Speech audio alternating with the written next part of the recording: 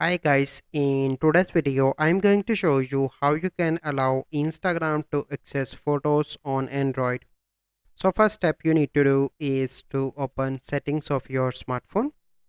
So once you open settings, you simply need to scroll down and click on app management. Once you are here, you simply need to click on app list and search for the Instagram. Click on that and here you need to click on permissions and here you need to allow files and media permission from here.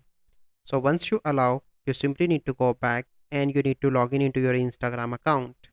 So once you log in, let me go back, and in the bottom you can see an option of plus. You simply need to click on that and click on post, and now you have see all your cell phone or your smartphone photos. So this is the process that you need to follow. So I hope you find this video helpful. If you find this video helpful, must like this video, subscribe to our YouTube channel for future videos. We'll see you in the next video. Thank you. Have a good day.